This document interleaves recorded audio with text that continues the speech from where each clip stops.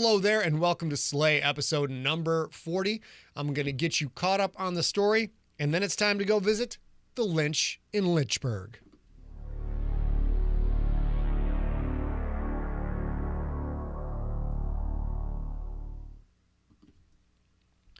Previously on Slay. Faced with dwindling options and many bills, Ariella gave Lincoln a contract to fulfill, taking out a lynch in Lynchburg, Virginia. While potentially dangerous, the Lich's crown alone will cover 3 payments to Callista. As long as those payments are made, Callista must keep Lincoln's son Sam safe on the shelf.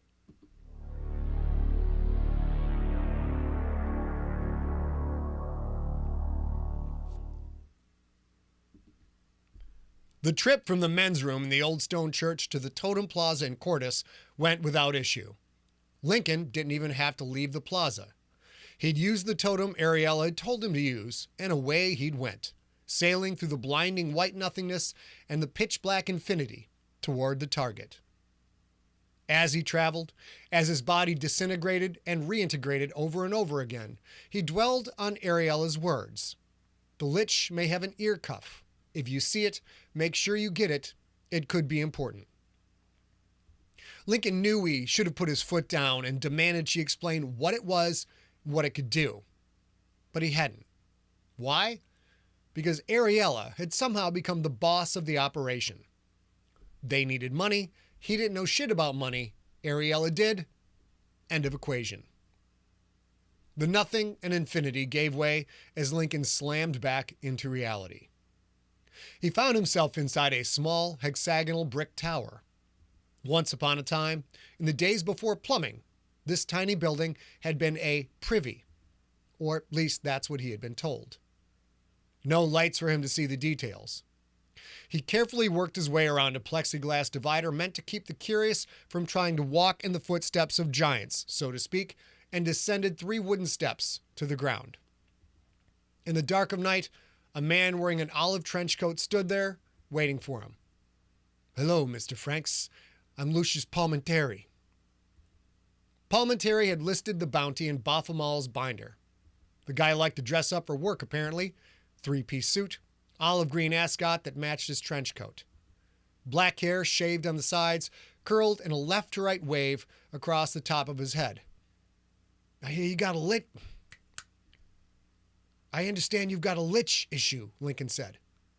"Not me personally. I'm a freelance broker." A broker made their living finding problems caused by enlightened,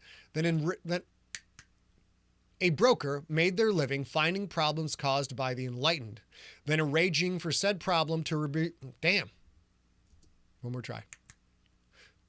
A broker made their living finding problems caused by the enlightened, then arranging for said problem to be removed, at a steep cost, usually. Lincoln glanced around the grounds. Not much to see at night, although the old brick house, also hexagonal, with a widow's walk and a portico supported by 4 white columns, was lit up well enough. "Never been here before," Lincoln said. "Thomas Jefferson really lived in this place?" "Poplar Forest was a summer home for him, yeah. You a history buff?" Just keeping up with the problems of the present was trouble enough. "Not really," Lincoln said.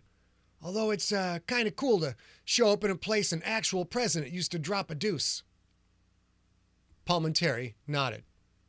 "Long before the days of U.S. presidents crapping on solid gold toilets like some English king, I suppose. You ready to get at it, Mr. Franks? I have transportation close by." Sooner started, sooner done. "I'm ready," Lincoln said. "Let's ride."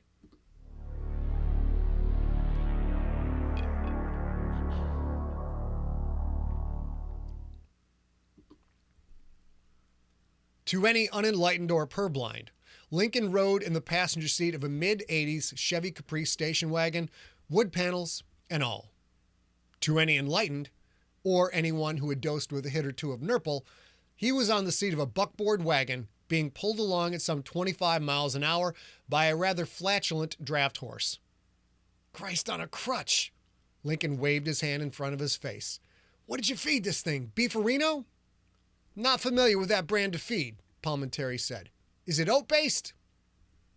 The guy didn't know his 90s sitcoms. Oh well. Never mind, Lincoln said. Where are we going? The Lich is on Daniel Island, the James River. I have a rowboat waiting. During the day, Lincoln imagined this was pretty country. At night, darkness clung to the narrow road, to the rundown houses on the left, and to the river on his right. You rowing me over? Palmentary huffed. Hell no, you're on your own. That didn't bother Lincoln. If everyone handled their own business, there wouldn't be a bounty hunting trade at all. How'd you find out about the Lich? The man smiled. That's what I do, Mr. Franks. I find out about things. Palmentary wasn't about to reveal his trade secrets. Fair enough. Now I keep whatever's in the Lich's lair, Lincoln said. That's the deal, yeah? Sometimes brokers tried to change terms at the last moment. Hopefully this guy was smarter than that. That's the deal, Palmentary said. Local business interests pay me to solve a problem. I'm solid on this deal as soon as the Lich is gone. Apparently, this was as it had seemed in the binder. A straight-up monster hunt. No gangsters, no drugs. Nice. Is Daniel Island public land? Liberty University owns it, I think, Palmentary said. Island is forest and swamp. The Lich wasn't that active until a few months ago. People have been going missing here for decades, but the frequency picked up a little bit back. A couple of college kids went to the island we never heard from again. There's been sightings of walking skeletons and mudwuggies. A mudwuggy? That's the Lich's guardians, Palmentary said. It's like a zombie that's half flesh and half mud. That sounded delightful. People are scared, which is bad for business and tourism, Palmentary said. It's not a big enough problem for the Bastion to get involved yet. You know how they are. Lincoln did know. The Bastion dealt with bigger issues. Anything that flew under their radar created a market for people like him and for Palmentary. How long has the Lich been on the island? Over a century, near as I can tell, Palmentary said. I figure it's a guy named John Early, Methodist bishop in these parts back in the 1850s, but I can't say for sure. He was a slave owner. Palmentary said that last bit as if it explained everything that needed to be known. I'll be up front with you, Mr. Franks. You're not the first to go after this Lich. A woman who went by the name Karina Gitt tried before you. She ran, swam across the river back to me. She wouldn't say much about what she'd seen, other than that she'd found the location of its lair. Well, that was good news, as having the location would save Lincoln hours of work. Did this Karina say where the Lich hides its death? She did not, Palmentary said. That you'll have to find for yourself. That might be a big problem or no problem at all. Liches staved off death by hiding their death thread in a container. You could kill the Lich, but if you didn't get that thread, the bastard would heal up fast and come back after you. After her, there was this guy who called himself Jayanta, Palmentary said. No last name. He never made it off the island. I assume he's a mudwuggy now. Lincoln had never heard of either hunter, so he had no idea if they were good at the job or they'd been amateurs. Still, the Lich had claimed one, chased away the other. He would have to be careful. The horse farted. Lincoln covered his mouth with the crook of his arm. Oh, man, whatever you're feeding this thing, try something else, will you? How many guardians does this Lich have? Karina said she saw 3, but the thing's been around for a century, so who knows? Ah, highly accurate intel. That always made a job easier. What's the Lich's powers? Seems elemental-based, Palmentary said. Mostly mud and dirt from what I gather. The rowboat's right up ahead. Time to earn your supper, Mr. Franks.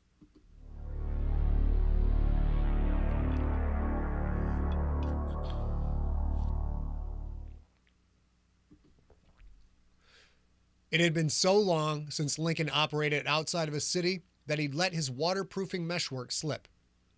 Cold, muddy water soaked his pant leg up to his knees. Cold, muddy water soaked his pants leg up to his knees. God dang it.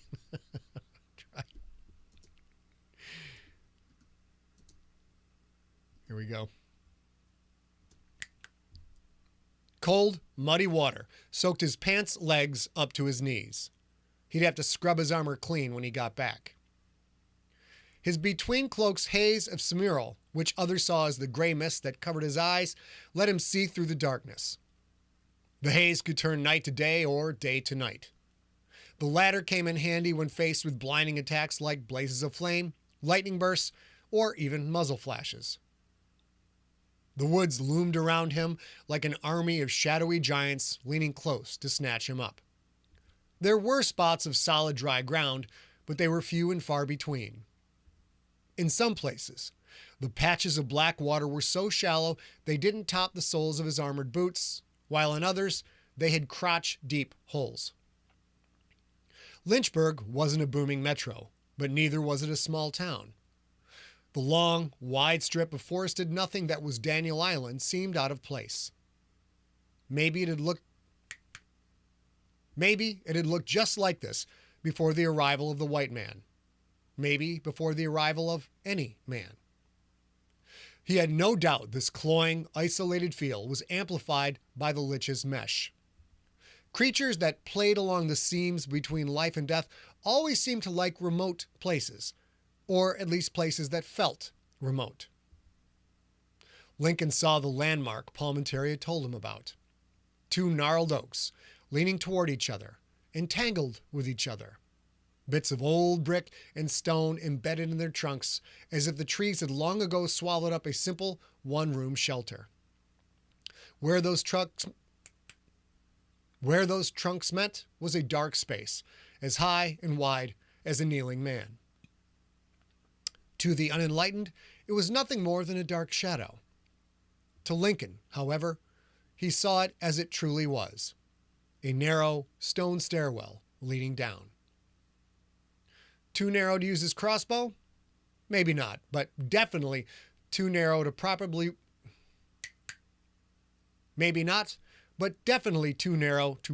wield his sword to Zona.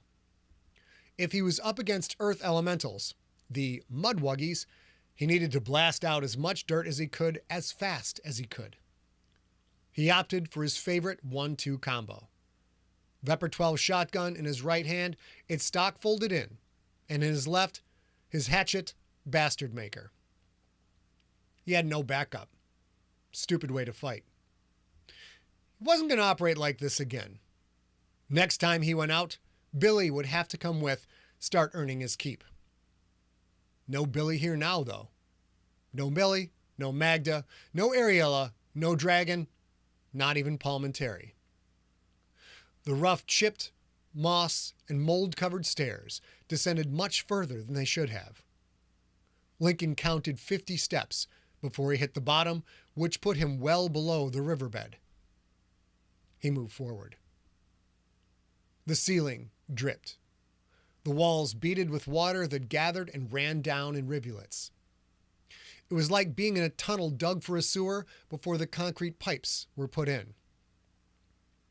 Lincoln sensed the meshwork around him, holding the earth and water, most of it anyway, at bay. Undead meshwork, made up of rotting tree roots, liquefying clams and snails, crawling bugs, and wiggling worms. Maybe this wasn't a sewer, but it sure smelled like one. The place stank so bad, he found himself wishing for the beefarino-eating horse instead. A lilting, whispering voice filtered down the tunnel. "Leave now, or be forever buried." So much for the element of surprise. "Suck on my left nut," Lincoln said. 2 times. He heard the almost musical rattling of bones before he saw 2 skeletons running down the tunnel toward him.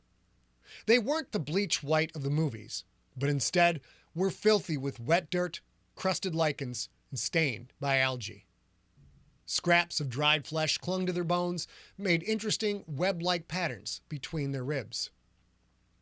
If this was as bad as it got, Lincoln would count himself lucky. He whipped Bastard Maker at the oncoming threat, Runes gleaming, the ancient axe sailed blade over handle. It slammed into the lead skeleton's chest, shattering sternum and ribs in a cloud of splintering bone. The axe then hit the trailing skeleton, knocking its left arm clean off. "Guilty," Lincoln said. Bastard Maker returned the way it had come, tearing through the second skeleton's back.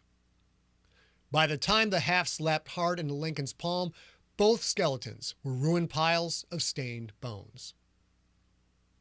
The wet wall seeped outward like a blister of muck. The protrusion took form. Two man-shaped creatures, shambling mounds of dripping mud. The one in front wore a filthy, sludge-thick sweatshirt so dark and ripped and wet Lincoln could barely make out the words Liberty University. He threw Bastard Maker again. This time, though, the weapon didn't punch through. It thudded into the elemental and stuck fast. "Kill him," the whispery voice said. "Drown him in mud." The two mudwuggies shambled toward Lincoln, single file, their bloated bodies so wide they barely fit between the tunnel walls. It was like Jacoby Franks, Lincoln's father, had always said. Some problems you can solve with an axe, and some you can't. Lincoln switched the Vepr 12 to full auto and opened up on the first elemental. 12-gauge slugs tore through the mudwuggie's chest and head, spraying clods of dirt and rotten flesh across the tunnel. When the 12th round rang out, the creature had been reduced to little more than muddy legs, hips, and a midriff. The whole mess tumbled forward to the tunnel floor. The second elemental, already full of holes from slugs that had punched clean through, stepped over its brethren as Lincoln put in a fresh magazine. This time, he aimed more carefully. 6 rounds smashed the creature's head to muck. The mudwuggie crumbled to the tunnel floor. Lincoln pulled his trusty glass vial of holy water Lincoln pulled the glass vial of holy water from his right boot, sprinkled a little bit on the head of each downed elemental. The water sizzled where it hit. He didn't bother with the skeletons. There weren't enough pieces left intact to pose a danger. And besides, he needed that half vial to finish off the Lich. Lincoln yanked Bastard Maker free of the elemental's chest, held both the hatchet and the holy water vial in his left hand. He stepped over his fallen foes. There was an opening just ahead, and in that opening, a zombie-looking motherfucker wearing a mud-soaked robe and a golden crown atop its emaciated head. "You destroyed my servants," the Lich said, its words whispers of hate. "Who are you? Are you a knight?" Lincoln had expected the Lich to assume that he was a Rixator because he looked like a Rixator. The Lich didn't know what a Rixator was, though, which meant it had never heard of the Bastion. Probably never heard of Cordis. That happened from time to time. "Your days on this plane are over," Lincoln said. The Lich raised its bony, flesh-sloughed hands. "Your guns will not work on me, mortal." Pale pink energy sizzled across the skeletal hands. "You will become my new The Vepr unloaded, 6 slugs blasting through the filthy robe and into the body beyond. The Lich stumbled back. "My guns work just fine, fuckface," Lincoln said. "That was your shot. Now for your chaser." Lincoln strode forward, sliding the Vepr into the folds of his between cloak. Time to finish this, up close and personal. His boots left deep footprints in the tunnel floor, each step accompanied by the squelch of clinging mud. He switched Bastard Maker to his right hand. The Lich stood tall, its crown sparkling with that same pale pink energy, the black holes of its eyes narrowing with fury. Lincoln raised the hatchet and brought it down hard. The Lich reached up so fast, its cold, bony hand catching Lincoln's wrist, stopping the blade from crashing into its crown-covered head. "Yes," the Lich said, skeletal jaw moving in time to the words even though it had no lips. Now you see my strength. Now you will feel my power. With his left hand, Lincoln jammed the holy water vial into the Lich's mouth. The skeletal head pulled back reflexively. Lincoln threw a short, sharp uppercut into the bony jaw. He heard the glass vial break. The Lich let out a scream that sounded all too mortal. Smoke poured from between the teeth, seeped out of the eye sockets, escaped through the shreds of dry flesh. Skeletal hands clutched at its throat spine. Feel this, Lincoln said, and whipped Bastard Maker into the undead's neck. The spine shattered.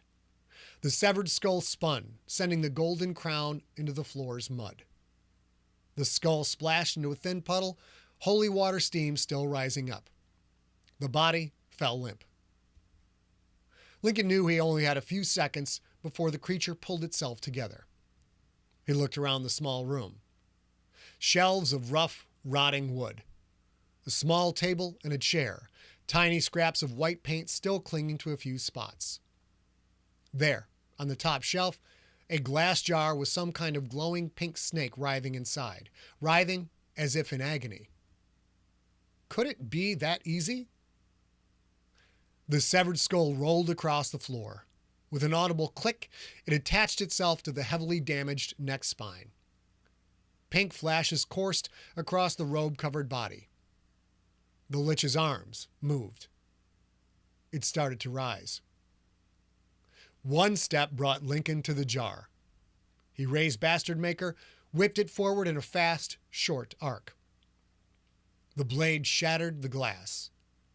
Free thread evaporated in a red cloud. The pink snake slid out and fell to the muddy floor. Oh, it wasn't a snake. It was a centipede, its thin, nasty legs twitching spasmodically. Lincoln raised a foot. "No," the Lich said. "Please, I will give you—" The sole of Lincoln's armored boot smashed the centipede to paste. The Lich collapsed. It did not move. Its days of cheating death were over. Yeah, it had been that easy. Maybe Lincoln's luck was about to change. Another look around the room. No gold, no treasure of any kind. Bummer. He picked up the Lich's crown, slid it into the folds of his cloak. He then knelt next to the robe-covered pile of bones and rotting flesh. Lincoln pulled the ear cuff free. Most of the ear came with it. He gave the cuff a quick wrist fling. The rotting, hairy ear flew away. Lincoln stood and hurried out of the room. Water was pouring down from the roof now, eroding the walls. The Lich's magic was already fading. He heard the room collapse as he started up the steps. By the time he stepped out into the woods, the tunnel itself gave way. As Lincoln watched, he saw the top stone steps slide into the muddy ground and vanish. Job complete, not a scratch on him. Sometimes the dice rolled the right way. He headed for the rowboat, wondering what Ariella would do with the ear cuff.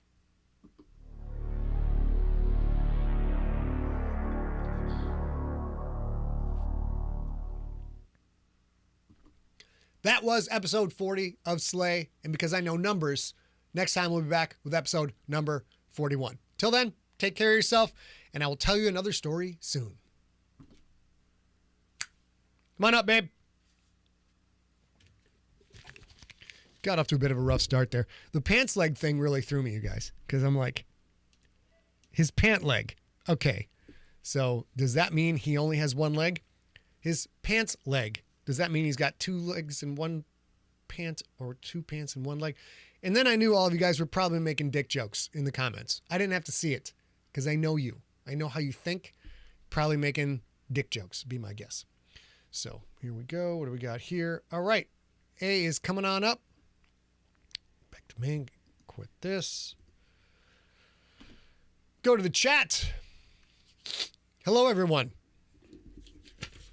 I'm a little strung out from the holidays. A little bit. I don't know about you guys. Have you got a chance to hang out with friends and fam? For us, that was hanging out with our friends Marie and Steven. and not as much sleep as one should probably get. So, what are you going to do? Sean, no, that's not the voice I was looking for. But goddamn you, if I had thought about the Crypt Keeper for the Lich, that would have been awesome. So I have to save the Crypt Keeper. I'm gonna write that down. Crypt Keeper is a great voice. I just for the voice I had not prepared for. Just went with a very calm Italian voice. I've been watching a lot of Sopranos clips and shit. So it's not too pronounced.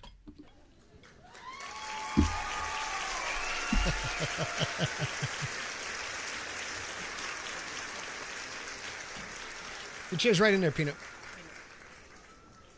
All right, we're going to get A in here. We're going to go through some stuff. Yep, Daryl, A comes in and the crowd does go wild.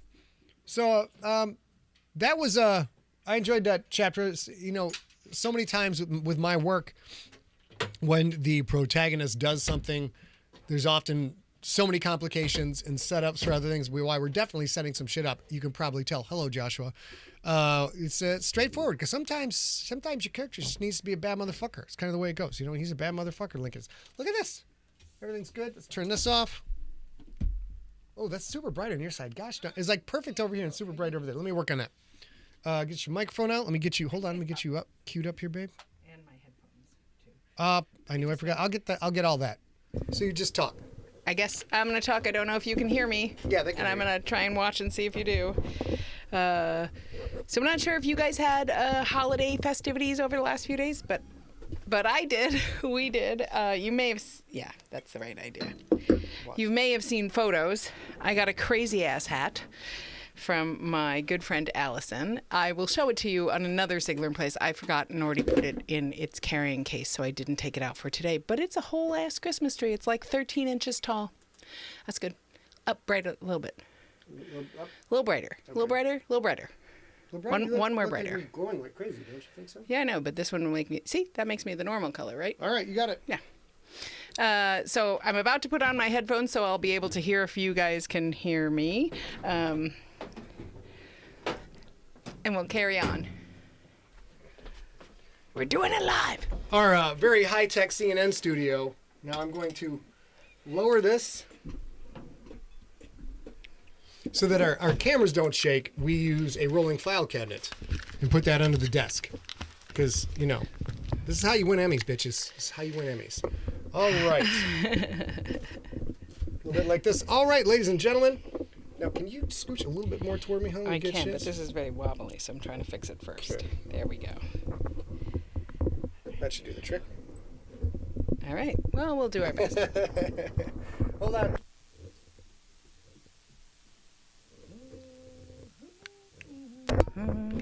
All right. Try that. We're going to do this. There we go. That's how we do it. That's how the pros do it, ladies and gentlemen. All right. Oh, it's hot in here. So, I guess we can open this up now. Sakes alive. I will tell you, Scott and I have way different temperature settings.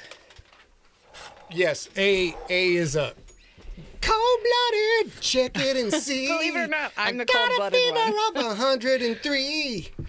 Anybody in the chat room, can you name that song? Who sings that song? Let's go. No prize, just see if you can name that song.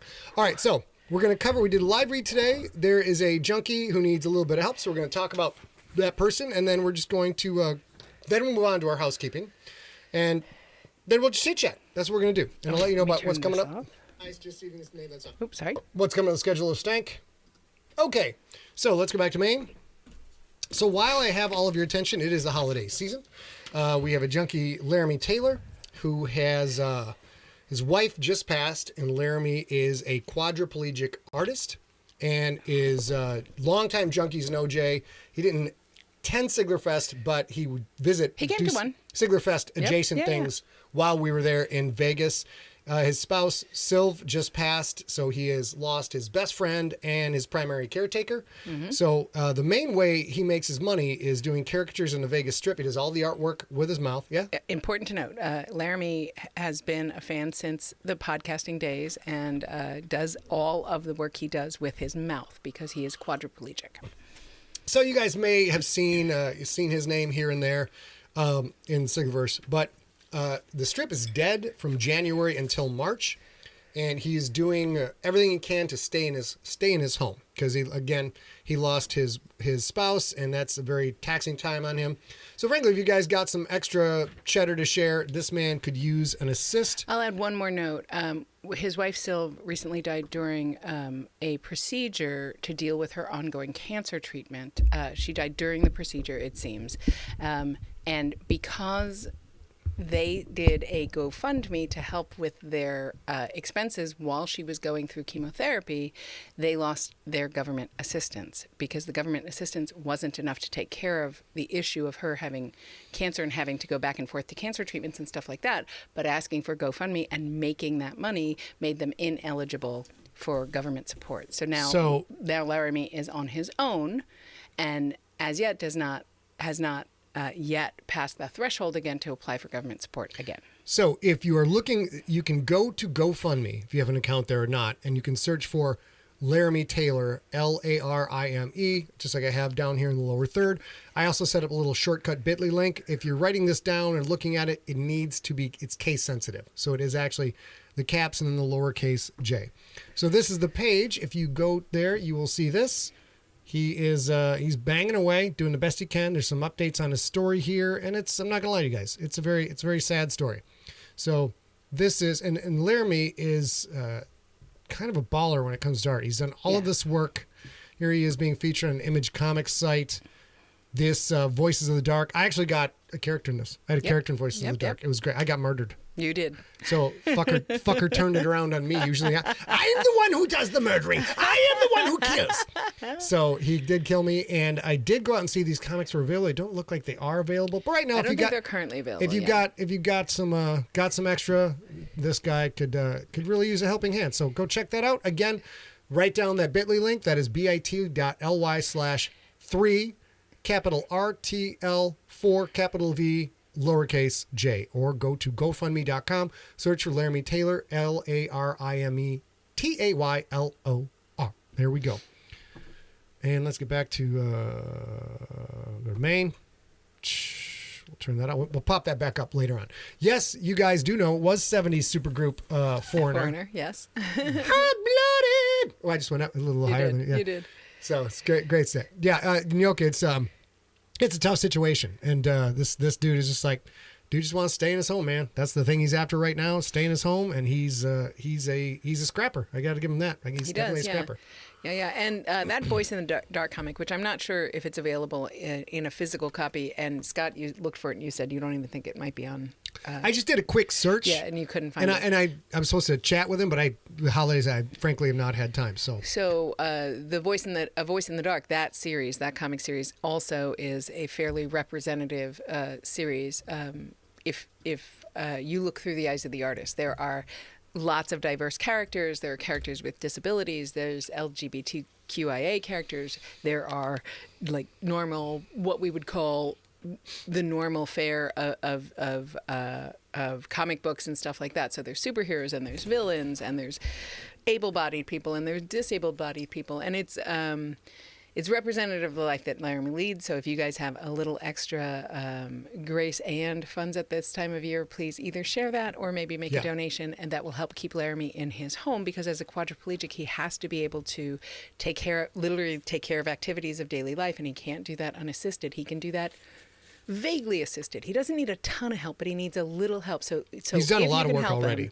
If you can help him, you'll help him stay in his home and do that with dignity, and that's how everybody should be able to do it. And while A points out that his artistic work, his narrative and artwork is representative of his life, I hope that's not with all the murder. I hope that all the murder in the books is not representative of his life. Because there's a lot of fucking murder. Okay. That is a good point. Scott made a very good point. The through line of A Voice in the Dark murder is a fictional story. That's a solid point. The characters are representative of all of us in every way in this life. And I find that doesn't always happen. We don't see normally people from all walks of life in every story. But this one, we have that and murderers. So And murder. Okay, so now let's move on. As I always give you, here is the schedule of Zastank. December 24th, which already went by. Slay 39 is in your podcast feed if you want to hear the edited version without the snaps. Slay 40 will be in that feed on December 31st. And this time, there's a lot more snaps in this one. Last week, I crushed it. It was like 2 snaps. It was like nothing. And now there's like 87. So those of you who are playing the drinking game, when Scott has to do a retake, you have to do a drink, probably are really enjoying the show right about now, be my guess. And then January 3rd, we will be doing that's Wednesday. We're doing Slay episode 41 live read. January 6th, we have Steve, the Iceberg Greekyberg's Junkies Party, which you can just log on, go to bit.ly/Junkies Party, and the address will be there. It's on Zoom. It's a fun hangout. Bring your own booze, hang out. He is there from 4 o'clock till 11 o'clock Pacific, 7 p.m. to 2 a.m. Eastern Time. It's good. Say hi to your fellow junkies. I will not be there. Ace sometimes there, but not always there. So, yeah. And I think this year I might be there, or this week, this next one, this month, I'll be there a little bit early, but we have delayed holiday plans with friends who got ill on the 6th, so we won't be doing the whole night. And then the next scheduled publication is we're moving Slay Season 1, the ebook and the audiobook, to April 1st. So that will not be out on Valentine's Day, unfortunately. I'm still going through the final copy edit. And this time, we'll talk about this for a little bit. Yeah. It's really complicated because we didn't see this part coming. We knew there would be punch-ins. But I read these things live to you guys every week. We take that audio. Steve processes that finished audio, gets it ready for Audible and the other audiobook vending spots.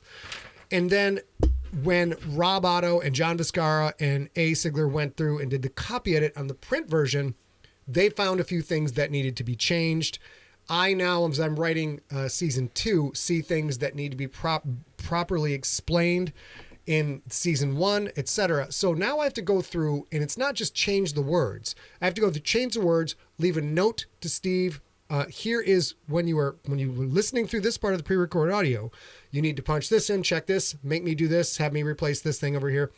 And it is going to take less time than recording it whole cloth, but not that much, frankly. It's there's a lot of work still to be done on the audio. This, of course, is a very it's an experimental form of entertainment we're doing right now. And we're already making changes for this new live part 2. We also kind of just let it ride a little bit and didn't do a review in real time.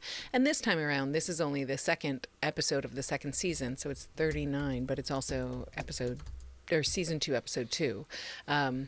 We'll do that more in real time because waiting for the whole manuscript to be finished is normally how you do it, but normally there is not already a built-in audio component to it, and it was probably more value-adding to do that. So we're starting to do that, real-time review. This is what the Siglers do. We experiment with stuff.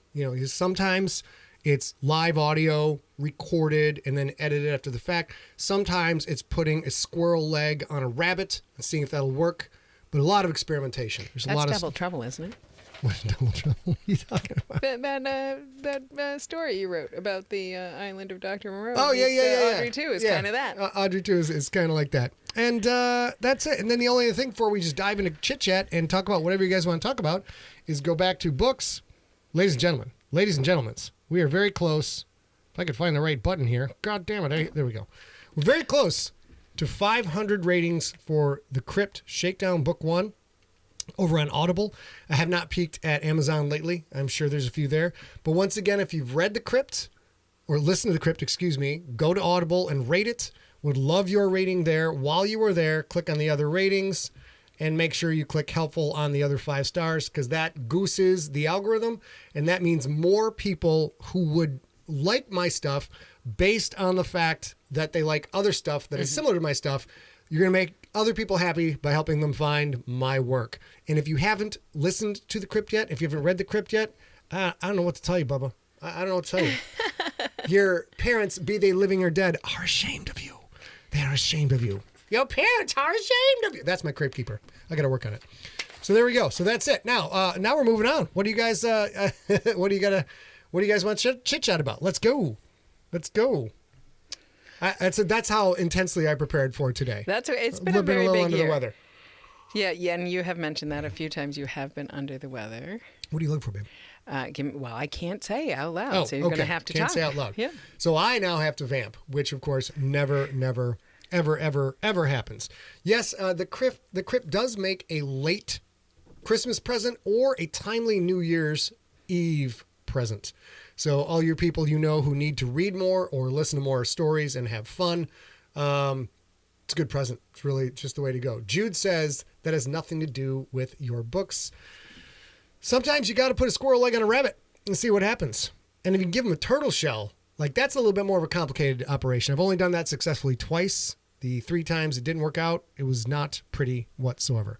A little holy water sprinkled on it will clean that shit right up. Well, I can't find what I'm trying to find. That sounds like a foreigner blues song. Do you remember the I discussion? can't find what I'm trying Without to find. saying anything into the microphone, can you remember the discussion we had about? Yeah. Okay, but I never saw the right? list. Yeah, me neither. Okay, we'll talk about that next week, I guess. Yeah, talk about that next week. So while you guys, so Sean talks about favorite gifts this season, and I can go downstairs and get that crazy ass hat if we want. But I do want to have all of you guys know that on Facebook, Kim Hansen asked in the chat room, do either one of us have spirit animals other than Kraken? So I think we're going to think about that. And Oh, I know it. Oh, do you? Yeah, I'm typing mine right here. Oh, okay. Now you may think someone as broad and muscly as I am, like I'm gonna go with a lion or a tiger or a liger or something along those lines. No, ladies and gentlemen, I know for a fact that the shrew is pound for pound the most vicious, voracious mammal on the planet. You can look that shit up. You can take that shit to the bank. Therefore, a shrew is my spirit. They're tiny. So They're this for me, big. This big. I think the animal that is the most like me is almost assuredly just the normal gray squirrel. And if you can put the main camera back on, I'll show people why. Because I am a person, I have a couple of friends who are parents, and I at some point will have said to them, yeah, but I'm not a mom. And they will, without even thinking, be like, yeah, you mama everybody, you're a mom. And I don't feel that way. However, the mama-ing everybody that I do appreciate is I feel like I'm a normal ground squirrel, right? Because with everything, I'm like, okay, let's get this together. I'll save this for later. I'll save this for later. Do you need it? Okay, here.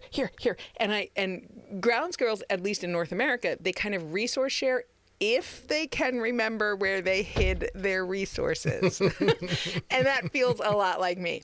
Listen, I'll give you the shirt off my back if I know that I have shirts, kind of thing. Like, I'm always like that. And I will always save everything. I'll save paper, I'll save plastic Ziploc bags, I'll freeze food. I have frozen food from 2020 that I might get to soon, that I just need to absolutely get rid of, but I can't. I just want to hoard it into a corner in case you might need it someday.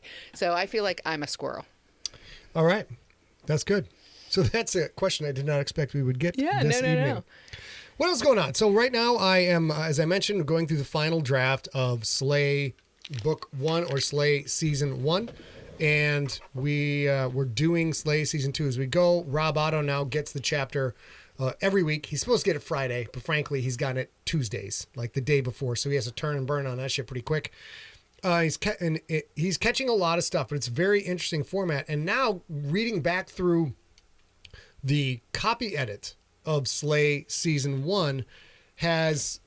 it's very interesting because there's stuff I forgot. There's like super cool stuff I front loaded into Slay Season 1, and then I sort of let it go. Like Lincoln's little pseudo Latin phrases to activate the various meshwork, in his suit of armor, and the mist and all the other things. And so it's been very cool to reconnect with that, and also knowing that the way my brain works is that's why we have the wiki. We have the wiki at Siglerpedia.scottsigler.com. The Slay wiki is live right now. We don't have anything hidden in there. So if you guys go to Siglerpedia.scottsigler.com, you can look up all kinds of stuff on Lincoln. There's a whole bunch of work done on Slay. There's the breakdown, a high-level breakdown of the magic system. And we're eventually going to have more detail on that. But not too much detail. Not too much detail because, oh, good Lord. Here, let's do this. That's not going to work. Okay. There we are. I was just showing you my most ridiculous Christmas present. Wait, let's get a good reveal. Here we go. You do your thing, girl. Put it on now? Okay, good. No, when you're ready, we'll switch back to your cam. I'll have a sip of poo. That sounded like I said I'll have a sip of poo. It's not accurate. What did you say? It's supposed to be a sippy poo. I'll have a sippy poo, but I said a sip of poo. All right, I'm ready. Okay, ready? And here we go. Oh, good Lord. Wait, ready? Yep. Hang on, I got to kneel. Does that light up? Oh, it is lit up. It is lit up. Can you turn that front light off? Maybe you can see it. Oh, I think they can see that it's lit up. No, I don't know. There we go. Now they can see a little bit better. It's insane, you guys. It's insane. It weighs not too much, but it's very tall and very pointy. So I went to Christmas as Cindy Lou Who, essentially. And it was awesome. But I can't show you this and hear you, so I'm going to take this off to put on my headphones again. Fabulous. So that's the catch up on Slay. It is a very interesting process. This is a process I've never gone through. Usually you write it, you edit, proof it, tighten it up, then you pass that off to the editor. Comes back, you go through the editor's comments, then it gets passed off to the copy editor, which is sort of the phase we're at now. Then that comes back and you either approve or decline the changes. Those of you who have heard of a program called Microsoft Word, maybe it's a very rare program, but you may have heard of it. Go through that. And is now, that W-O-R-D? U-R-X-G, I think. It's Slavic. It's a Slavic word. So now going through that, but it's a fun process, and I hope you guys are enjoying Slay, because I'm enjoying the crap out of it. It's a very fun story, and one of these days I'm going to get to work on trying to get some artwork done of what I think Lincoln's gear actually looks like. So now that's not as awesome as A's hat, but it's pretty awesome. Good Lord, though. What is as awesome as A's hat? That's true. Michael Grace asked, does this mean A can write her version of Taming of the Shrew? Am I tamed? Not once in his entire life. Literally not once, not never, not ever. Many have tried, many have failed. Yeah, I think A and my mom can trade notes on. Sometimes I can be a little bit a lot. Sometimes, I think that pretty much sums it up. I can be a little bit a lot. A little bit a lot, yeah. Joshua Loya just posted a picture of poop. Not a picture, sorry, an emoji. An emoji? Hello? An emoji of poop. I still have the greatest accidental text story ever involves Joshua. I don't think we'll tell that one tonight. But it's Joshua, number one on the list of things I have accidentally texted to the wrong person. Yeah, Lost Boss, what's up? Yeah, out of context sort of thing. I did get another absolutely ridiculous gift, but it kind of comes in second, even though it's very ridiculous, to the 13-inch light-up hat. My dear friend Maria, who you guys all know if you came to Siglerfest, I talk about her all the time. She is part of the junkie community. You guys know her well. And her husband, Steven, they got us an incredible gift. So I have a group chat with Maria and two other friends. And all of the people on that group chat have animals. And this year for Christmas, Maria hired somebody to put them all in a... Here, you can't really see that. You keep that. Talking. Let me work on this over here. All in a photo of them playing poker. So you can see Reese right there. Her dog is to the left of Reese. Here we go. Wait, switch to it. Nope. Oh, he's got it. And I gotta get away from the screen. There you go. Oh, that's a start. Yeah, so that's Fenrir on the bottom to the left of Reese, then Squeaky, then Indy, and then Jane, who is our friend Alicia's cat. And here's my favorite part of this. One, Reese looks absolutely pitch perfect. Fenrir looks absolutely pitch perfect. Yep. Indy is a lot bigger than he needs to be, but is also fantastic. And also, all the dogs except for the white one, or all the animals except for the white one are playing poker. But Indy, who's a little bit darling and a little bit dumb, he's playing Uno by himself. That's great. So that is my second most ridiculous present. And they got Squeaks. Squeaks is clearly cheating at the game. Squeaks is cheating. Yeah. Boy, I told you guys I'm a trifle under the weather from all the holiday mirth, and now the throat is starting to go a little bit. But that's what cough drops are for. Yeah. All right, we got about 10 minutes left. The read went pretty quick today. So if there's anything you guys want to hear us weigh in on. I will say that the battle of AI is starting to really heat up. Not only are the main, OpenAI, one of the main engines driving all of this, is being sued by Getty Images. Is that correct? It's actually being sued by the New York Times, by Getty Images, by the Washington Post, I believe. It's two newspapers, but it might not be the Washington. It's definitely the New York Times announced theirs today. Definitely Getty Images. So New York Times suing OpenAI and Microsoft for just helping themselves to the New York Times copyrighted work and training their AI using their archival content to train AI and to get even content in real time. So if you are using AI and you're doing something like, hey, can you tell me more about the conflict in Palestine?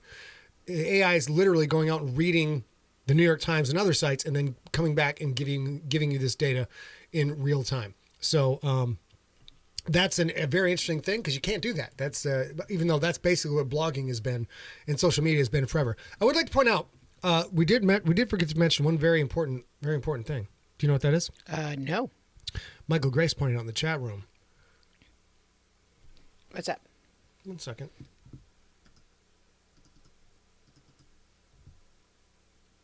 And in this corner, weighing in at a combined weight of 4,252 pounds, hailing from the Motor City in Michigan, hailing from Detroit, ladies and gentlemen, the Detroit Lions, the Kings of the North, the NFC North Champions 2023, heading towards the playoffs where they will host a home playoff game for the first time in the history of Ford Field.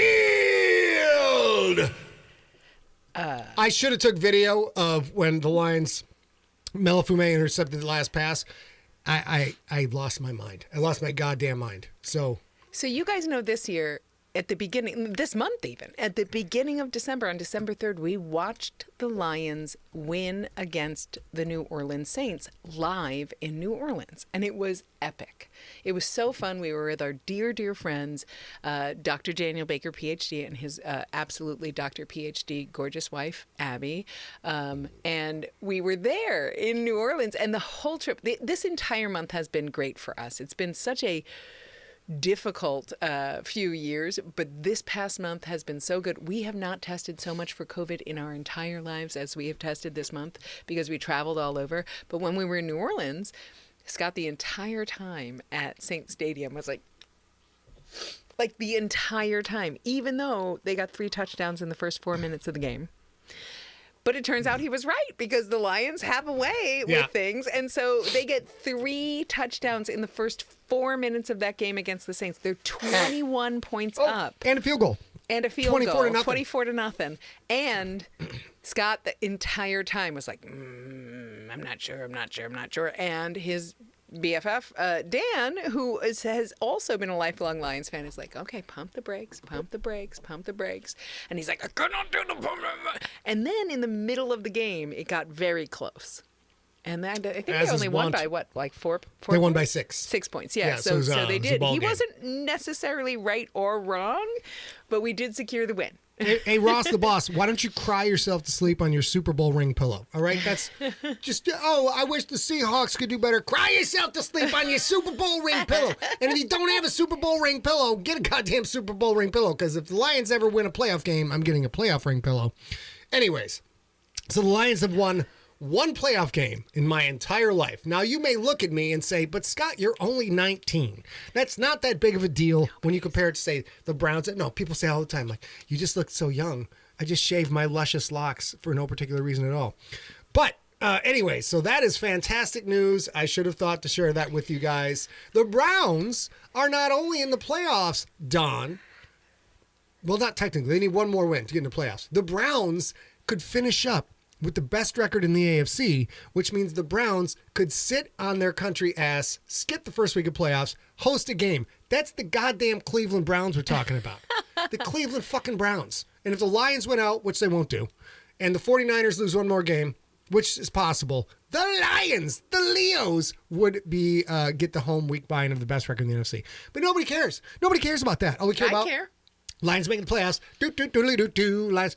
No, I'm not going to the game this year. If anybody wants to know, I've been to one Lions game so far this year. It was great. I am not not doing that travel anymore.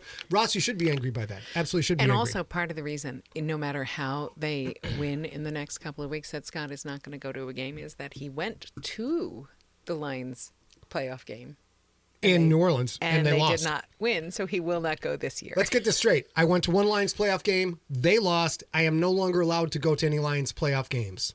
That's how it works. So I'll be wearing the proper attire, trying to get all the mythological shirts and clothes just right. Yes, I have Lions underwear. Yes, I have Lions socks. Got to determine what the lineup is going to be. He's got a Lions collar for his dog. Yep. Well, never with that. Lions collar's 0-3. Nah, I've tried 3 times with Reese. She shows up looking all cute with the little Lions leather collar on. Lions lose, and then I just beat that dog with everything. I just hit it with pine boughs and shit. No, nothing like that. But it's a detailed process to prepare clothing for the Lions game. I will probably end with this.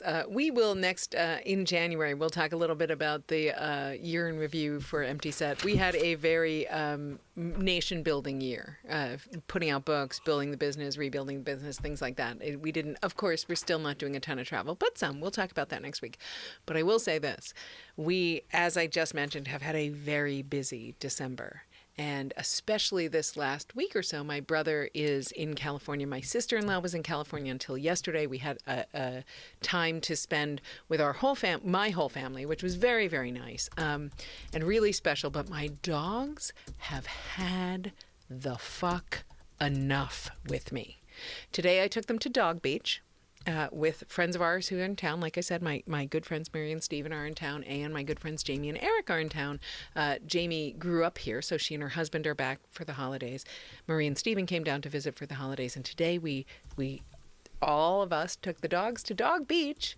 It was going to be epic. It was going to be fun. And those 3 dogs, Maria's dog Fenrir and our 2 dogs, spent about 7 minutes absolutely happier than they have ever been in their entire lives because they all love running on a beach. And the beach was mostly empty because it was very high tide, but all of our dogs are very small. So that didn't matter. They didn't need a lot of beach because they're little dogs. They ran around like insane, absolutely affected dogs. I don't know, with the scurvy or the rabies or something on the beach, barking, having the best time, all the things for about 11 minutes. And then begged us to take them off the beach. We went to the dog beach. We found parking. We discussed parking. Should we do it for an hour? Should we do it for 2 hours? Or should we just do it all day?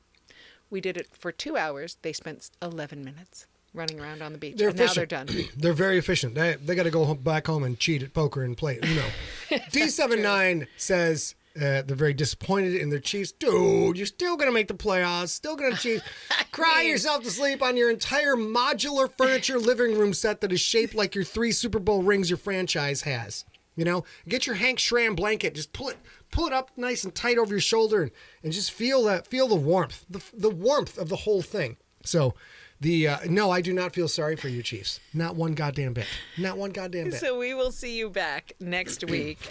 We will have another episode of Slay next Wednesday. We'll talk about the year in review for Empty Set. And if you guys, of course, want to share anything with us, we might do a little segment about what the best parts of your year were. So go ahead and send them to info@emptyset if you choose to. And other than that, we will be back on January 3rd. That's right. 2024. Jetsons Slay, times. Jetsons era. episode 41. Until then, why don't y'all stay smart? We absolutely need you to stay science. How could we not know these rules? How could you not know this? Yeah. This is common knowledge. And for Everyone the love knows of- this. And for the love of science, we want you to stay informed. It's common knowledge. It's so simple. It's so simple. Test before you go out on New Year's Eve. All right, y'all. We're out of here. Let's go back to bop,